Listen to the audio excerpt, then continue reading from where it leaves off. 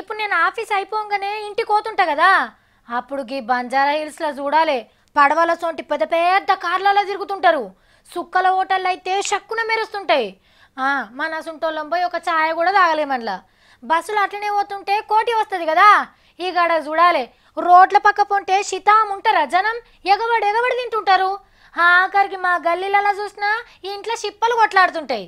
ఇది హైదరాబాద్లోనే కాదు, దేశం మొత్తంలో కూడా గిసొంటి పరిస్థితే ఉంటుంది. అందుకు ఈ వార్తనే సాక్ష్యం.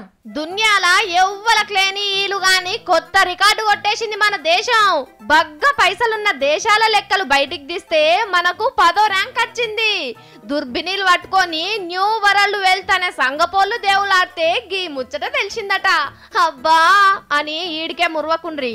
ఇదే సంగపోళ్ళు ఇంకో ముచ్చట కూడా చెప్పిండ్రు. భారతదేశం బగ్గ పైసలున్న దేశమే, కానీ పబ్లిక్కే పేదోళ్ళని కుల్లం కుల్ల చెప్పేసిండ్రు. కరెక్టే, ఊపర్ శర్వాణి అందరు పర్షాని. దేశానికి ఒక్క అంబానీ ఉంటే గల్లికో అడక్క తినేటాయన ఉంటాడు. పెండ్లం బర్త్డేకు 4000 కోట్ల అద్దాల మేడ గిఫ్ట్నిచ్చే మోతెవారొకలుంటే 3 మల్లెపూలు కొనలేని మొగోళ్ళు బొచ్చడు మంది ఉంటారు. టాటాలు, బిర్లాలు, అంబానీలు, అదానీల తాన భాగ్యం ఎంతున్నదో 120 కోట్ల మంది తాన అంతకంటే 30 ఇంతల దౌర్భాగ్యం ఉన్నది. ఇప్పటికే 20 కోట్ల మందికి బువ్వనే దొరకలేదు.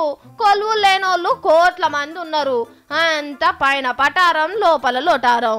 బిచ్చగాండ్లకు కొత్త బొచ్చలు కొనిచ్చే గొప్ప లీడర్లున్న దేశం మనది.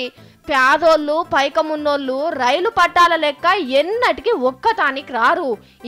ఇండియానే, భారతదేశం భారతదేశమే.